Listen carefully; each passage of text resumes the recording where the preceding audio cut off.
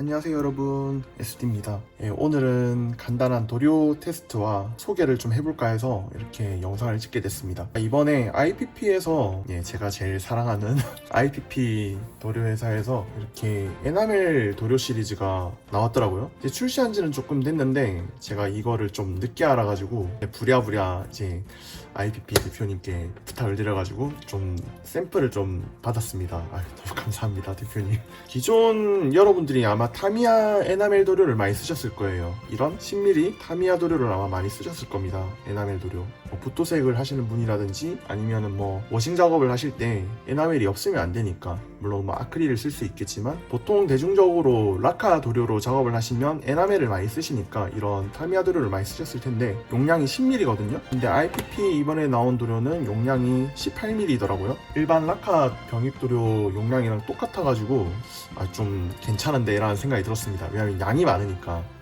이런 타미야 도료가 아마 모델링 홀릭 기준으로 가격이 2,710원일 거예요. 네, 2,710원인데 10ml잖아요. 근데 IPP 에나멜 도료는 18ml인데 3,300원이에요. 2,700원, 3,300원. 근데 용량은 8ml 차이가 나고. 그러면 이게 IPP 도료가 훨씬 가성비가 좋다는 뜻이 되겠죠. 일단 용량은 좀 뿌려봐야겠지만, 도료가 유광만 있는 게 아니라 이런 무광 도료도 있어서 부분 도색하실 때도 되게 많이 도움이 될 것 같습니다. 제가 만든 슈바르제트인데 이 백팩에 있는 이런 부분들 있잖아요. 원래 이 부분들이 다 단색입니다. 흰색이에요 그냥. 근데 이거를 에나멜 워싱을 해서 작업을 해준 거거든요. 아니면 꼭 그렇게 워싱을 하지 않더라도 이런 부분적으로 들어가는 색깔들, 이런 부분들은 붓도색을 한다든지 아니면 이쑤시개 도색을 한다든지 해서 표현해 줄 수 있습니다. 이런 빔샤벨 손잡이의 세세한 표현들이 전부 다 에나멜로 워싱한 거예요. 이게 범용성이 되게 좋기 때문에 에나멜 도료를 많이 쓰고 있는 편입니다. 발색도 확인해 볼 겸 한번 뿌려봐야겠네요. 보통 간단한 붓도색을 할 때는 이런 도료컵 따위를 준비해서 자기가 쓸 만큼 도료를 이제 덜어가지고 조금씩 소량으로 쓰는데, 저 같은 경우에는 아무래도 도색을 자주 하다 보니까 아예 그냥 1대1로 희석을 해가지고 에어브러쉬로 뿌리는 방법을 많이 씁니다. 물론 그렇다고 해가지고 붓도색을 하지 않는 건 아닌데, 오늘은 일단 대중적으로 많이 쓰이는 워싱 방법이나 그리고 이쑤시개로 간단한 부분 도색할 때 어떻게 하면 되는지 한번 볼게요. 보통 라카 도료는 경우에 따라서 1대1.5 아니면 1대2 이런 식으로 이제 주제와 신너를 이제 섞어서 이렇게 분사를 하는데, 에나멜 도료는 1대1로 섞어서 분사를 하시는 게 가장 좋습니다. 자, 이런 공병에다가 이제 섞어서 분사를 해보도록 하겠습니다. 대중적으로 가장 많이 쓰이는 점원 그레이를 한번 뿌려볼게요.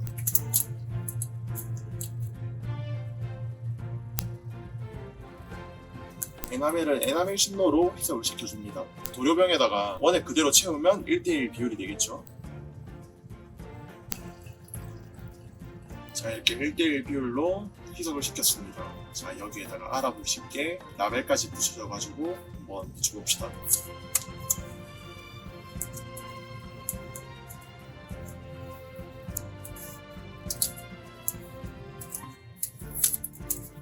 점원 그레이는 거의 도색할 때마다 쓰거든요. 그래가지고 좀 빨리빨리 쓰는 편이라서 이렇게 도료병에 희석을 시켰습니다. 그런데 이게 오래되면은 아무래도 에나멜 성분이 라카도 마찬가지지만 이런 플라스틱 공병 등을 가끔씩 파손을 시키는 경우가 있어요. 그래서 장기간 보관하실 거면은 그렇게 추천하지 않습니다. 빨리빨리 쓸 수 있는 분에 한해서만 이렇게 쓰시길 권장해드려요.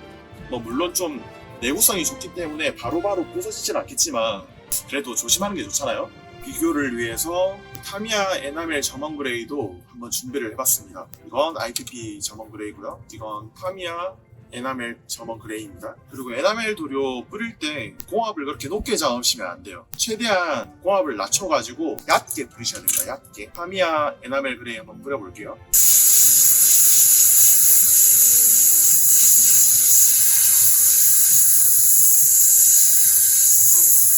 네, 이런 느낌입니다.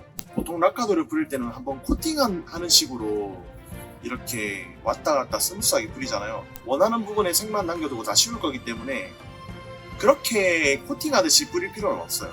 아래쪽에 이미 라카 도료가 코팅이 되어 있고 그 위에 올라가서 필요한 부분만큼 남기고 마감재가 올라올 거라 가지고 굳이 이걸 막 덮고 그럴 필요는 없어요. 세척은 일반 청소용 라카 신더로 하시면 됩니다.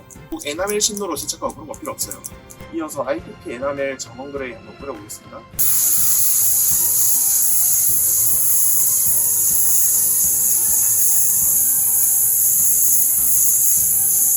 어쨌든 같은 1대1 신너비로 작업을 했는데 느낌으로는 IPP가 훨씬 조금 더 촉촉하게 올라가네요. 이제 완전히 건조가 되면은 한번 색깔을 비교를 해볼게요. 일단 뿌리면서 봤을 때는 되게 나쁘지 않습니다. 진짜 괜찮은 것 같아요. 발색도 좋고.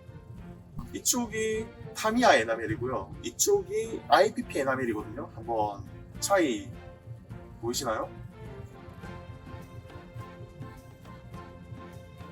발색이 굉장히 좋습니다.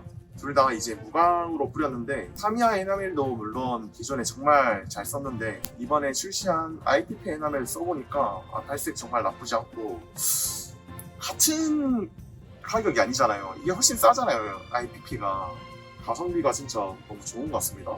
1대1 희석을 했는데 정말 잘 묻고 발색도 되게 정말 좋습니다. 여기 한번 워싱을 한번 해볼게요.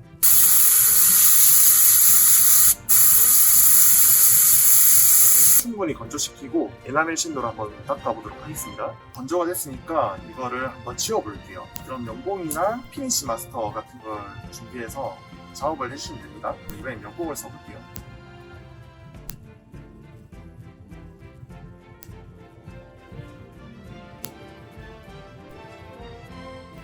네, 이렇게 대충 워싱 작업을 한번 해봤습니다. IPP 에나멜 도료도 기존 타미야 도료처럼 정말 잘 됩니다. 워싱이 진짜 잘 돼요. 발색도 되게 좋고.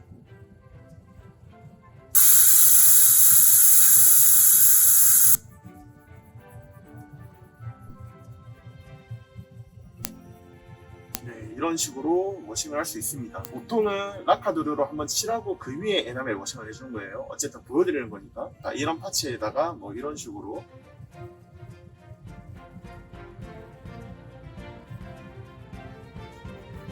이쑤시개로 부분 도색을 한다든지 하면서 다양하게 즐길 수 있겠죠. 이제 도료가 이렇게 유광 도료가 있고 무광 도료가 있는데 기호에 맞게 유광 작업을 할 때 유광 도료를 쓴다든지 아니면 예를 들어서 무광 마감제를 쳤는데 부분적으로 도색이 까져 있다든지 무광 에나멜 도료로 이쑤시개 도색으로 포인트를 콕콕 줘서 가릴 수 있겠죠. 예를 들면 이렇게 안쪽에 도료가 까졌다든지 아니면 워싱할 때 실수를 했다든지 덜 칠했다든지 할 때는 이거 잘 된 걸로 기억하는데 이런 부분들은 무광 에나멜 도료로 한 번씩 찍어서 이제 없애줄 수 있습니다. 이거 작업할 때 제가 전원 그레이 썼어요. 에나멜 전원 그레이로 한번 꼭 찍어서 작업을 해보겠습니다. 찍어서 보강을 해줍니다. 이거 마르면은 달라질 거예요. 말리고 일단 보겠습니다. 말려서 가지고 와봤습니다. 이쪽 부분이 있는데 조금 흰색기가 조금 보이긴 보여요. 근데 이거는 이제 보여드리려고 대충 한 거고 이렇게 무광무광한 도색장에도 어떻게든 쓸 수 있으니까 이제 자기가 어떻게 잘 판단해서 사용하기 나름이니까요. 한번 해봤으면 좋겠습니다. 이번에 새롭게 이제 사용해본 IPP 에나멜 도료에 대해서 한번 간단하게 알아봤습니다. 여러분들은 어떻게 생각하세요? 일단 제가 써봤을 때는 굉장히 발색도 좋고 타미야 에나멜이랑 그렇게 큰 차이를 못 느꼈거든요. 이게 용량이 정말 많거든요. 그리고 무엇보다 특히 저처럼 워싱 작업을 많이 하는 사람들은 타미야 에나멜도 좋지만 IPP 에나멜도 한번 써보시는 걸 추천드리고 싶어요. 추천드리는 컬러로는 블랙, 화이트, 블루, 옐로우, 레드 이렇게만 있으면은 조색을 해서 다른 색깔들은 다 만들 수 있으니까 기본적으로 이 5가지 색깔은 가지고 계셨으면 좋을 것 같아요. 그럼 다음 시간에 또 좋은 정보랑 리뷰 들고 오도록 하겠습니다. 그럼 오늘은 여기까지 하겠습니다.